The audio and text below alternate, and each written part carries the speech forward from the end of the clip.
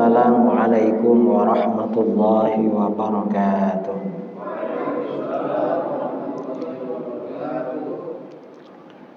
Bismillahirrahmanirrahim. Alhamdulillahi rabbil alamin. Lahul hamdu wa lahul fadlu wa lahul thana'ul hasan. Asyhadu an la ilaha illallah wahdahu la syarika lah. Wa asyhadu anna sayyidana Muhammadan abduhu wa rasuluh. Allahumma shalli ala sayyidina Muhammadin al-fatih lima uliq wal khatim lima sabaqa nasiril haqqi bil haqq wal hadi ila siratikal mustaqim wa ala alihi wa sahbihi haqqa qadrihi wa miqdarihi al-azim. Amma ba'du. Saudara-saudara para jamaah Musalla Al-Ikhlas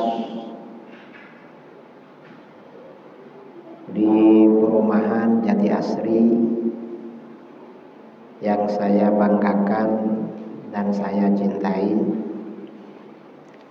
Alhamdulillah, pada kajian bulan ini kita melanjutkan pembacaan kitab Irsyadul Ibad ila Sabilir Rasyad karangan ulama India Al-Imam Zainuddin Ahmad bin Muhammad Al-Ghazali Al-Fanani Al-Maribari rahimahullahu ta'ala. Dan insya Allah mulai bulan depan kajian kita setiap bulan ini tentang ada kitab berjudul Khamsumi'ati Sunnatin Fis Shalah, 500 amalan sunnah di dalam sholat. Orang itu kalau sholat beneran, sekali sholat yang sunnah itu 500, yang rukun itu 17. Berarti minimal 517 yang dikerjakan. Jadi ada kitab kecil karangan ulama kita 500 amalan sunnah dalam sholat. Insya Allah mulai bulan depan akan kita kaji. Mungkin setiap pertemuan dari 500 itu, kalau setiap pertemuan 10 itu berapa bulan berarti? 500 5 tahun berarti ya baru selesai. Ya enggak lah, ya mungkin terserah. Mungkin setiap pertemuan bisa 20, 25 gitu. Biar 2 tahun, 3 tahun selesai untuk sholat kita. Nah, yang akan saya bacakan pada malam ini khamsa asyarata uqubatan liman tahawana bis shalah. 15 akibat, 15 petaka bagi orang yang mengintengkan sholat. Sholatnya enteng, artinya ada waktu untuk sholat gak sholat, atau ada waktu untuk sholat masih telat-telat sholat. Ini akibatnya 15. Wa fi kitabiz zawajiri li syaikhina khatimutil muhaqqiqina Ahmad bin Hajarin Al-Haytami radhiyallahu anhu. Di dalam kitab Az-Zawajir karangan guru kita Khatimatil Muhaqqiqin Imam Ahmad bin Hajar Al-Haytami rahim radhiyallahu anhu, qala ba'duhum, beliau mengutip, telah berkata sebagian ulama, warada fi haditsin, telah datang dalam satu hadis, man hafadha 'ala shalah akramahullahu bi khamsi khisal. Barang siapa yang menjaga sholat, sholatnya dijaga. Maksudnya sholatnya dijaga, sholat dikerjakan tepat waktu, kecuali kalau uzur. Sholat itu tidak dosa ditinggalkan kalau ada uzur. Uzurnya apa? Ada dua.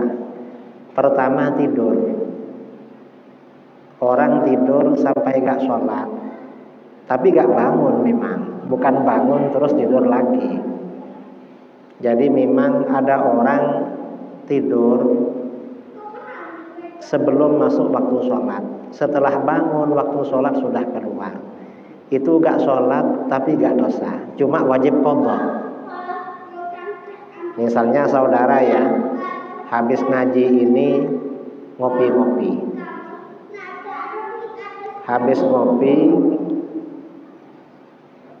ngopi akhirnya gak bisa tidur. Setelah mau subuh jam 4 baru tidur. Bangun jam 7 pagi. Memang gak bangun. Itu bagaimana? Itu gak dosa, gak sholat subuh. Karena memang tidurnya sebelum masuk waktu sholat. Itu yang pertama. Yang kedua, uzur sholat itu yang dimaafkan kalau lupa. Memang benar-benar lupa. Lupa misalnya sampai gak sholat. Dan bukan karena mabuk, bukan karena apa ya, lupa misalnya. Entah lupa karena apa. Itu gak dosa, gak sholat. Tapi setelah ingat wajib mengganti, wajib qadha. Nah, orang yang menjaga sholat, sholatnya dijaga, akramahullahu bi khamsi khisal, maka Allah akan memuliakannya dengan 5 perkara. Oleh Allah diberi kemuliaan dengan 5 perkara. Apa saja? Yarfa'u anhu dhiqal 'aish. Pertama, Allah mengangkat darinya sempitnya kehidupan, sempitnya penghasilan, sempitnya pendapatan. Artinya apa? Pendapatannya tidak sempit. Maksudnya pendapatannya tidak sempit bukan berarti langsung kaya raya, ya bukan. Artinya rizkinya ada, yang mau dimakan ada, cukup, dan pikirannya tenang. Diberi jalan yang halal. Karenanya ini motivasi bagi kita. Kalau suatu saat ya kita pikir kok pendapatan ini menurun, atau bisnis ini kok sepertinya agak ruwet, maka bagaimana? Dicoba diperbaiki dari sholatnya. Yang asalnya sholatnya tidak awal waktu, diganti di awal waktu. Yang asalnya sholatnya kurang berjamaah, diganti berjamaah. Insya Allah ada perbaikan itu. Ini yang pertama. Jadi oleh Allah diangkat yang namanya sempitnya kehidupan atau penghasilan.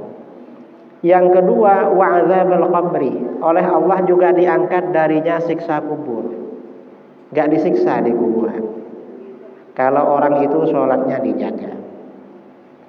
Kemudian yang ketiga, wa yu'tihillahu kitabahu biyaminih. Allah akan memberinya catatan amalnya diterima dengan tangan kanan.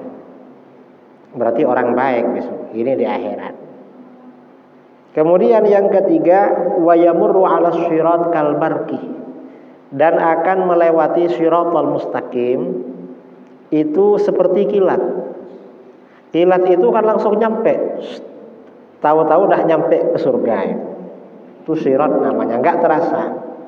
Karena shiratal mustaqim ini ya, dari padang mahsyar menuju surga itu jalannya jauh. Jalan yang turun 500 tahun, yang naik 500 tahun, yang rata 500 tahun. Jalannya sempit lagi saudara, bukan kayak jembatan menuju perumahan ini. Kalau jembatan menuju perumahan kita ini pejam gak jatuh itu. Kalau jatuh berarti lewat pinggir. Ini katanya jalannya sempit, lebih tipis dari rambut. Shiratal mustaqim harus dilewati. Tapi kalau sholatnya dijaga, nanti lewatnya seperti kilat. Ya seperti kilat lah, cuma kedip udah nyampe. Ini kalau sholat dijaga. Kemudian yang kelima, kemuliaan yang kelima, wa yadkhulul jannata bighairi hisab. Dan orang ini diberi kemuliaan oleh Allah, masuk surga dengan tanpa hisab. Ini kalau sholat. Kalau bagi kita yang paling penting yang depan itu yang pertama. Hidupnya agak susah-susah. Kalau sholatnya ini dijaga, hidup gak susah-susah. Makanya kalau ada saudara kita mengeluh karena hidupnya susah, kasih nasihat. Mungkin sholatnya kamu, mungkin kamu susah mau sholat. Kamu ini mau sholat susah, coba jangan susah-susah mau sholat. Insya Allah nanti rahmat Allah akan datang pada kamu. Nah ini orang yang menjaga sholat. Lalu ada yang sebaliknya, tadi kan yang menjaga, ini yang gak jaga.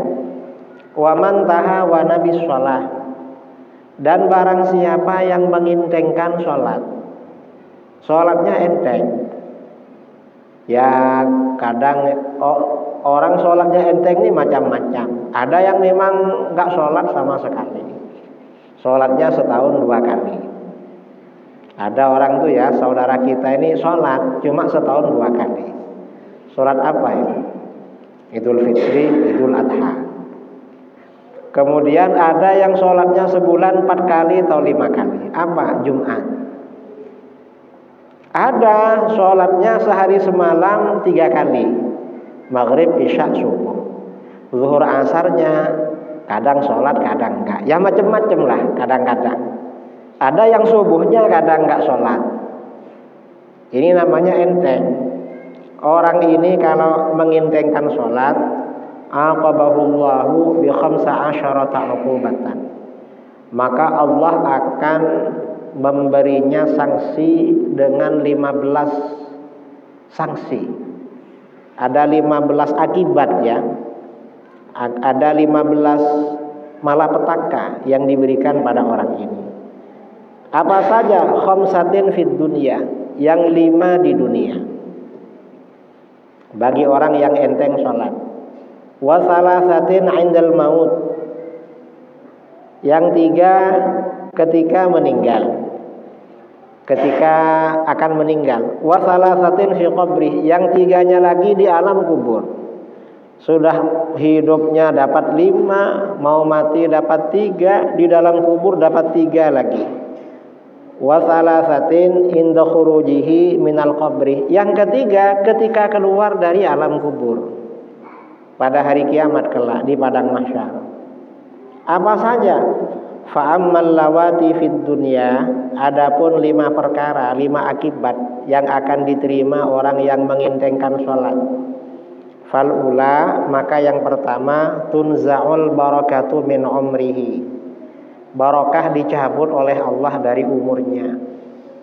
Umurnya gak barokah. Apa maksudnya umurnya barokah?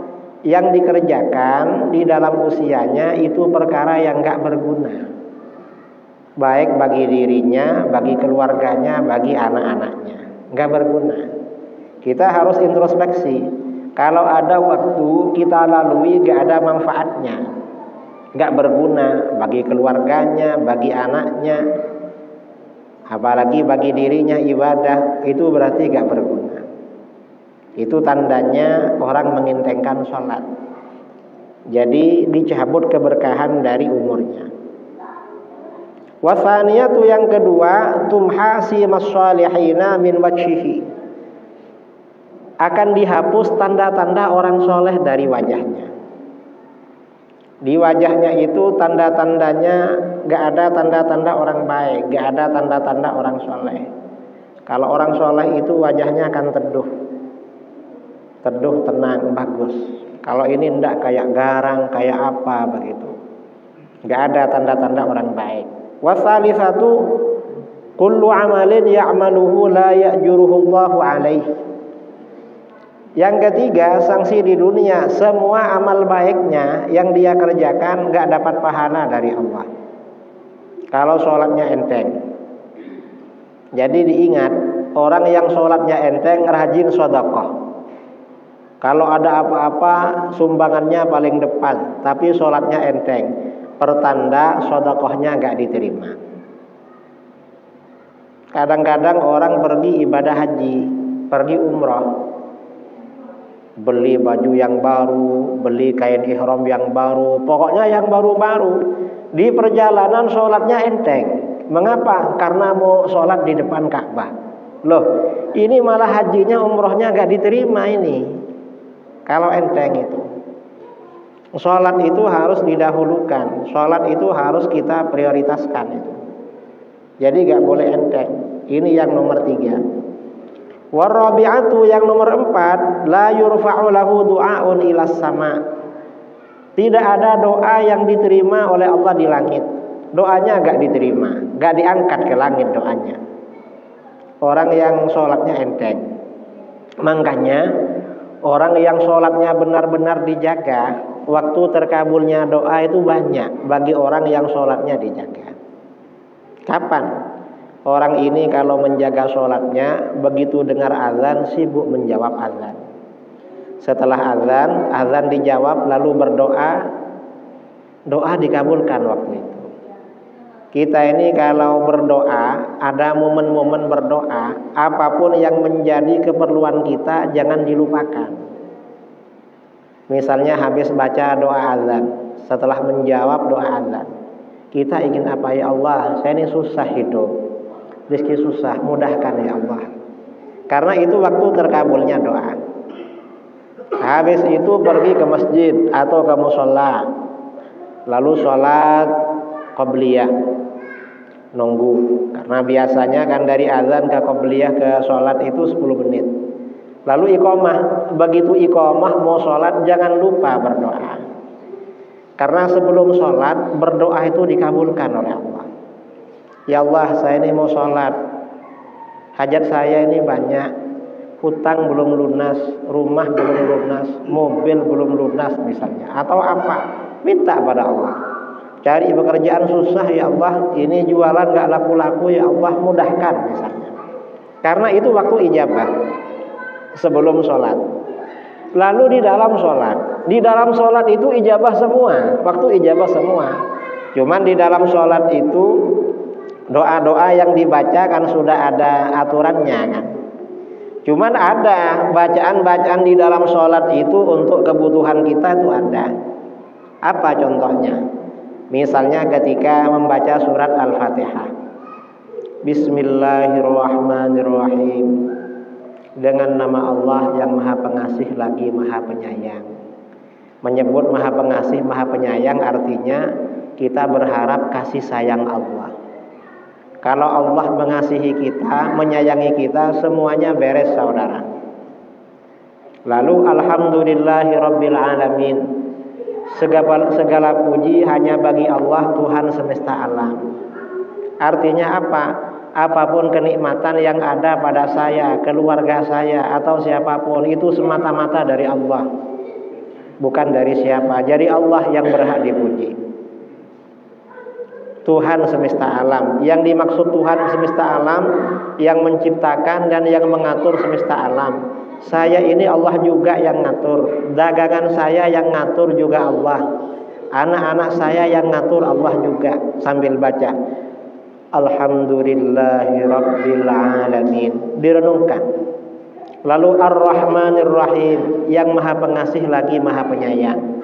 Artinya kita ini sholat selalu menginginkan kasih sayang Allah. Tanpa kasih sayang Allah kita gak sholat. Dengan kasih sayang Allah kita sholat. Gak apa-apa anak-anak kita ramai, gak apa-apa. Yang penting kita dengarkan. Anak-anak ini harus senang ke musola. Nanti biar sampai tua senang, biar ramai nanti musolanya. Nanti setelah gak besar dikit gak ramai. Yang penting bapaknya gak ramai. Enggak, kalau saya biasa di mana-mana anak-anak gaduh apa, saya suruh biarkan masih anak-anak. Yang anak-anak jangan sampai jauh dari musola, jangan sampai jauh dari ngaji, jangan sampai jauh dari sholat. Agar besok setelah dewasa orang tuanya sudah gak kuat, yang tertanam pada anak kita ini ya musholla, masjid, sholat. Agar itu. Kemudian Maliki Yaumiddin, yang memiliki hari pembalasan. Jadi besok ini hari kiamat, hari pembalasan. Ini kita butuh-butuhnya Allah pada waktu. Sekarang sebenarnya butuh juga saudara. Cuma hari pembalasan, hari kiamat ini kan berat kan. Hari paling berat itu hari kiamat. Paling susah tuh hari kiamat. Lalu setelah itu surga atau neraka. Lalu kemudian iyyaka na'budu wa iyyaka nasta'in. Hanya kepadamu kami menyembah ya Allah, dan hanya kepadamu kami memohon pertolongan. Artinya kita minta tolong, hanya kepadamu ya Allah kami mohon pertolongan. Artinya apapun yang kami hadapi tolong ya Allah. Tanpa pertolonganmu kami gak bisa apa-apa. Itu sholat. Anak-anak kami jadi orang soleh, orang solehah, engkau yang bisa menolong. Kami gak bisa apa-apa. Itu namanya iyyaka na'budu wa iyyaka nasta'in. Itu perlu dihafal dalam Fatihah agar kita bisa merenungkan. Lalu ihdinas shiratal mustaqim, tunjukkan kami ke jalan yang lurus. Kita ini mohon petunjuk ke jalan yang lurus. Kami itu siapa? Saya, anak-anak saya, istri saya, anak-anak saya, suami saya, keluarga saya, murid-murid saya, orang-orang yang ada hubungan dengan saya, saudara-saudara saya, kerabat-kerabat saya. Tunjukkan mereka ya Allah ke jalan yang lurus. Hadirkan di dalam hati.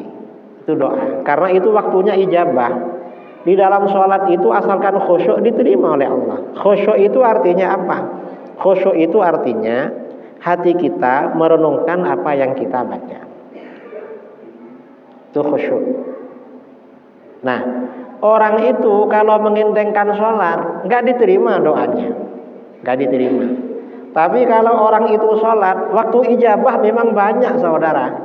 Habis azan ijabah. Kemudian habis iqamah mau sholat ijabah. Di dalam sholat ijabah semua. Setelah sholat waktu ijabah. Waktu dikabulkan. Jadi walaupun ke musola, ke masjid, karena ada keperluan, turun dari musola, dari masjid, jangan sampai gak berdoa pada Allah. Doakan anak-anak kita. Apalagi zaman sekarang, zaman banyak fitnah. Kalau gak kuat tergerus dengan fitnah. Yang mengajak di zaman akhir ini, yang mengajak keburukan lebih banyak daripada kebaikan. Zaman sekarang lebih banyak setannya saudara daripada yang mengajak kebaikan sekarang ini. Karenanya anak-anak kita perlu kita doakan agar kuat mereka menghadapi fitnah kehidupan. Itu waktu ijabah di dalam sholat. Kalau orang enteng sholatnya nggak diijabah, kapan juga mau doa? Wong enteng sholatnya. Biasanya orang enteng sholat ya gak mikirin doa habis itu. Ini yang keempat ya, akibat di dunia orang yang enteng sholat. Wal khamisatu laisa lahu hazzun fi du'a'is shalihin.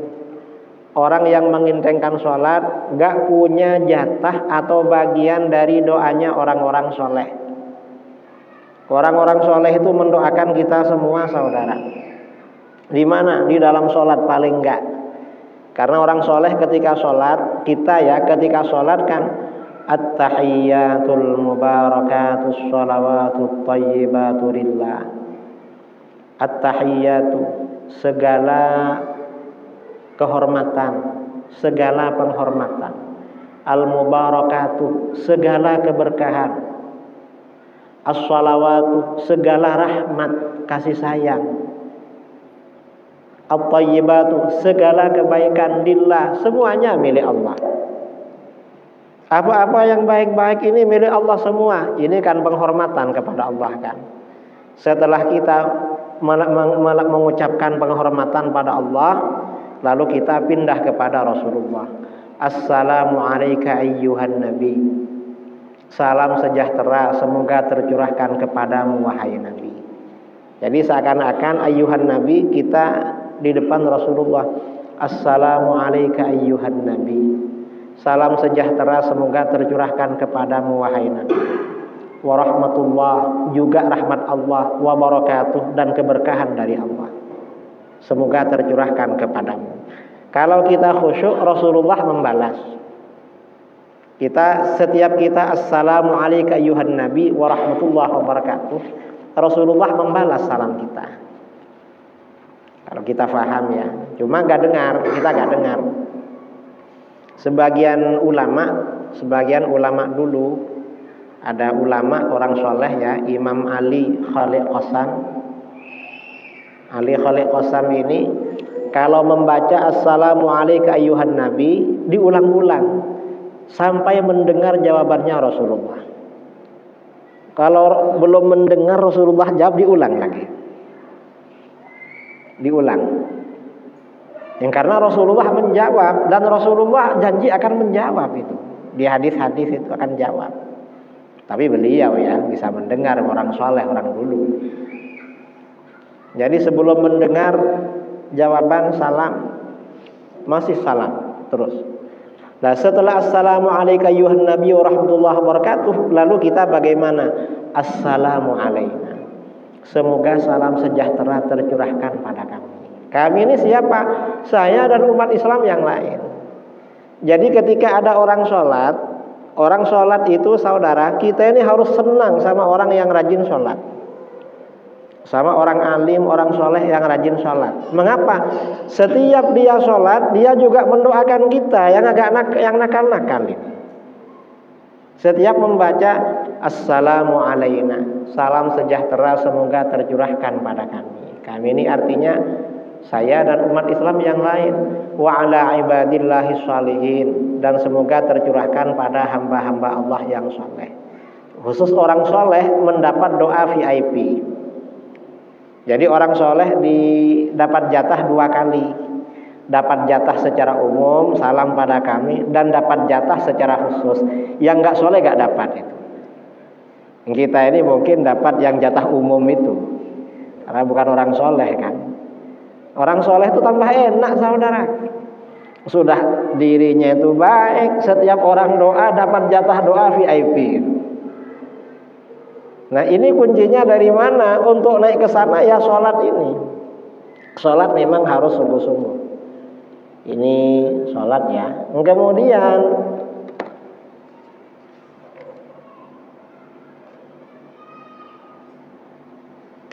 wa ammal lati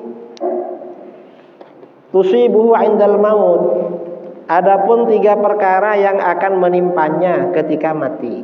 Kan 3. Fal ula, maka adapun yang pertama, annahu yamutu dzalilan, orang yang mengintengkan sholat itu matinya hina.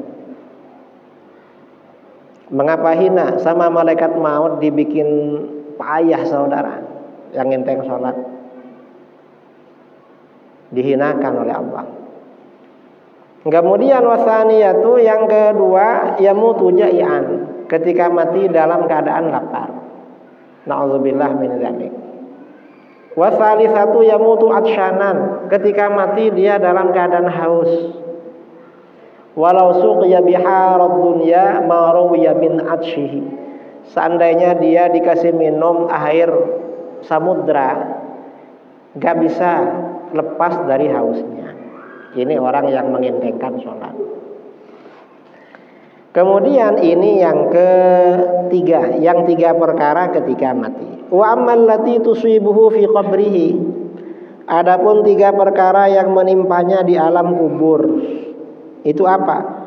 Fal ula, yang pertama, yadhiqu alaihi al-qabru hatta takhtalifa atla'uhu, kuburan akan sempit kepadanya sampai tulang rusuknya itu begini, apa namanya, dikena sempit, akhirnya tulang rusuknya ini saudara saling gini, takhtalifat tulang rusuknya karena kena sempit sama alam kubur. Na'udzubillah min dzalik. Wa tsaniyatu, yang kedua, yuqadu alaihi al-qabru naran yataqallabu 'alal jamri lailan wa naharan, kuburannya itu akan dinyalakan api dan dia akan terpontang-panting bolak-balik di atas bara api siang malam. siang malam di atas bara api. Ini ada kejadian ya, diriwayatkan di kitab ini juga. Ada seorang kakak perempuan ikut memakamkan adiknya. Kakak laki-laki ya, ikut memakamkan adiknya yang perempuan. Nah, pas waktu pemakaman, dia ini bawa barang berharga, mungkin uang atau apa, terjatuh dan gak terasa. Akhirnya pulang. Di perjalanan ingat kalau barang berharganya tadi jatuh pas memakamkan adiknya. Akhirnya dia balik lagi. Setelah balik lagi digalinya, begitu kuburnya terbuka, ternyata di dalam itu api berkobar-kobar. Akhirnya orang ini makam adiknya ditutup lagi, dia nangis pulang ke rumahnya. Lama-lama tanya sama ibunya, "Ma, apa? Adik ini kenapa? Dia kan nggak jarang keluar rumah, orangnya pakai jilbab gini. Kenapa kuburannya kok terbakar, banyak apinya?" Mamanya cerita, adikmu tuh enteng sholatnya enteng dia. Artinya apa? Orang yang enteng sholat itu ya memang dibakar di dalam. Ada yang nanya, kalau dibakar kenapa di atasnya agak kepanasan? Mestinya kalau ada api kayak bata ya, bakar bata kan panas ke atasnya. Itu alam gaib saudara. Yang bisa melihat begitu dunia gaib. Untung itu gak diperlihatkan oleh Allah pada kita. Kalau diperlihatkan mungkin soleh semua di Tengku B ini. Ada yang nakal, karena barang gaib kan. Cuma kadang-kadang sebagian orang tertentu oleh Allah diperlihatkan. Kalau ada seperti itu. Wasalisatu yang ketiga, yusallatu alaihi fi qabri Thu'ban ismuhu asy-syuja'ul aqra. Ainahu min nar wa alfaruhu min hadid. Tuli kulli dhufrin masiratu yaumin. Dia orang yang mengintengkan salat, oleh Allah akan diberikan benda yang akan selalu menyiksanya, yaitu ular. Ada ular yang menyiksa orang tersebut, namanya si pemberani, si botak pemberani. Ular ini botak dan pemberani. Matanya dari api, kuku-kukunya dari besi, panjang kukunya perjalanan sehari. Dia akan berbicara, yukallimul mayyit fayaqul. Ular ini berbicara kepada si mayit, ana syuja'ul aqra, aku si botak pemberani. Wa sautuhu mithlur ra'dil qasif. Suaranya seperti petir yang menyambar. Suaranya tok sudah takut saudara. Tapi sama ular ya takut juga ya kalau di alam kubur itu. Kalau di sini kita agak takut kan karena ada pelarian itu. Kan di belakang ini mungkin ada ularnya. Syuja' yaqul, ular itu berkata, amarani Allah taala an adribaka ala tadhi'i sholati subhi ila tulu'i syamsi. Allah memerintahkan aku untuk memukul kamu karena kamu menyia-nyiakan sholat subuh sampai setelah matahari terbenam, sampai setelah matahari terbit. Kamu ini gak sholat subuh kalau matahari gak terbit, gak mau bangun padahal sudah bangun, dipukul oleh malaikat. Wadribaka ala tadhi'i sholati zuhri ilal asri. Aku diperintahkan memukul kamu karena menyia-nyiakan sholat zuhur sampai asar. Wa adribaka ala tadhi'i sholatil asri ilal maghrib. Dan aku diperintahkan memukul kamu karena menyia-nyiakan sholat asar sampai maghrib. Wa adribaka ala tadhi'i sholatil maghrib ilal isya. Dan aku memukul kamu karena menyia-nyiakan sholat maghrib sampai isya. Wadribaka ala tadhi'i sholatil isya ilal fajri. Aku memukul kamu karena menyia-nyiakan sholat isya sampai subuh. Fakullama darabahu darbatan yaghusu fil ardi sab'ina dhira'an. Setiap dipukul satu kali, maka orang ini tenggelam di dalam tanah 70 hasta. 70 hasta itu 35 meter. Tenggelam ke bawah. Ada. Fala yazalu fil qabri mu'adzaban ila yaumil qiyamah. Orang ini diazab terus oleh Allah hingga hari kiamat. Ini di alam kubur. Wa ammal lati tusibu indal khuruj minal qabri fi mauqifil qiyamah. Adapun 3 perkara yang akan menimpanya ketika keluar dari kuburan di padang mahsyar pada hari kiamat, fasyiddatul hisab. Yang pertama, dia akan dihisab dengan keras karena ditanya semua. Wasakhatur rabbi, dan Tuhan murka pada dia. Dan yang ketiga, wadukhulun nar, dan masuk neraka. Ini 15 ya. Jadi orang yang menjaga sholat diberi kemuliaan dengan 5 perkara. Tapi kalau mengintenskan sholat, oleh Allah diberi siksa dengan 15 siksa.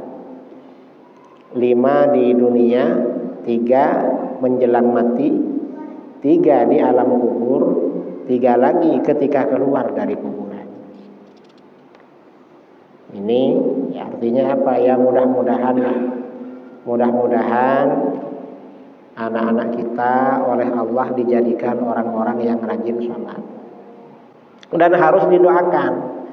Makanya sebagian kiai ya, guru-guru saya ketika di pondok, ketika akan sholat biasanya masih baca doa, Rabbi ja'alni muqimas sholati wa min dzurriyyati Rabbana wa taqabbal du'a. Tuhan, jadikan aku orang yang mendirikan sholat dan juga anak cucuku. Jadikan aku orang yang mendirikan sholat Tuhan, anak cucuku juga. Anak-anak kita ini perlu didoakan saudara oleh kita sebagai orang tua. Karena doa orang tua untuk anak diijabah oleh Allah. Di dalam hadis itu salasu da'awatin mustajabat. Ada 3 doa pasti dikabulkan. Siapa? Pertama, doaul walid liwaladih. Doanya orang tua bagi anaknya. Orang tua bagi anak itu dikabulkan terus doanya. Karenanya jangan pernah berhenti mendoakan anak, terutama masa sekarang. Jadi anak didoakan terus. Kalau jumpa dengan orang-orang soleh, minta didoakan anaknya. Dan anak kita ini dijaga. Saya pada kapan ya? Ahad minggu yang sebelumnya masuk di TV One, acara Damai Indonesiaku. Ada ibu-ibu nanya, Kiai, gimana hukumnya kalau kita ini posting milik kita di story atau di status, misalnya mobil atau misalnya rumah atau misalnya anak atau apa, katanya. Saya bilang, orang memposting sesuatu yang menjadi miliknya tergantung tujuan. Yang pertama, kalau tujuannya karena membangga-banggakan dan karena pamer, ya gak boleh. Gak boleh kalau karena pamer. Tapi kalau memposting itu tujuannya karena memasarkan, nggak apa-apa. Ini rumah saya, siapa yang mau beli? Ini rumah, nggak apa-apa. Kan jualan namanya itu ya. Yang ketiga, kalau posting itu tujuannya tahadduts bin nikmah, membicarakan kenikmatan Allah pada saudaranya, itu dianjurkan. Apa tujuannya menyampaikan nikmat Allah? Misalnya kita punya mobil baru diposting, alhamdulillah mobil baru. Berarti kalau begitu, kalau tetangganya atau saudaranya ada perlu, siap dipinjam itu. Karena tahadduts bin nikmah. Artinya apa, inilah mobil baru, mungkin ada yang perlu, ya lo pinjamlah punya saya misalnya. Itu tahadduts bin nikmah namanya. Kalau misalnya ngomong tahadduts bin nikmah, lalu saudaranya, tetangganya pinjam nggak dikasih, bukan tahadduts bin nikmah namanya, pamer itu namanya. Nggak boleh. Nah kemudian lagi yang menarik, karena fenomena modern ya, orang punya anak, Orang itu dari cintanya pada anak, kadang-kadang apa yang menjadi kelebihan bagi anak sedikit-sedikit diposting. Dan itu gak bagus, posting-posting begitu.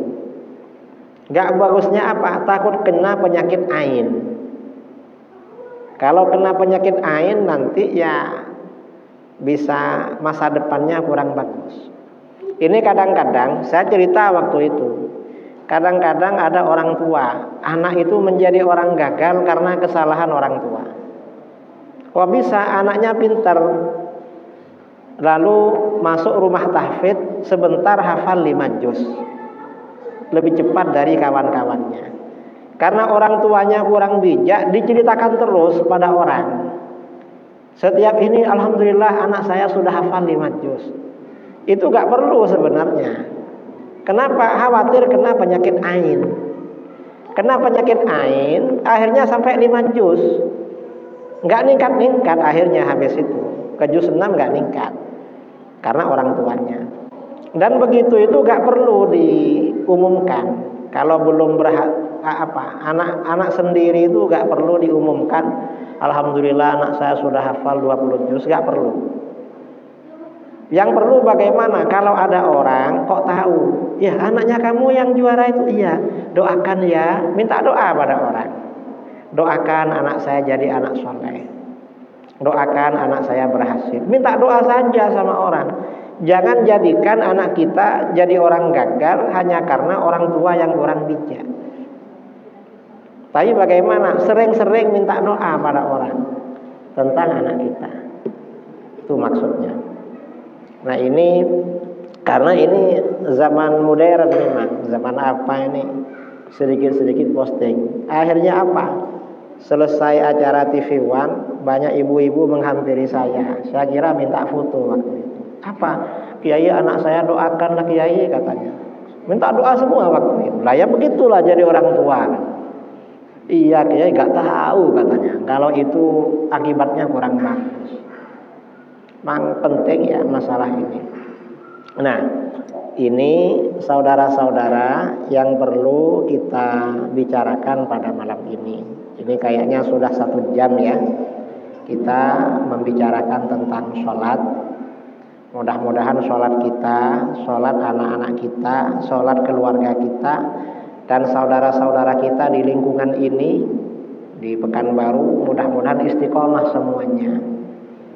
Istiqomah, rajin semuanya ya. Dan rukun, perumahan kita ini rukun, tentram, nggak ada bentrok-bentrok, nggak ada apalah ya. Insyaallah amin, Allahu amin. Mudah-mudahan begitu. Ini yang perlu saya sampaikan.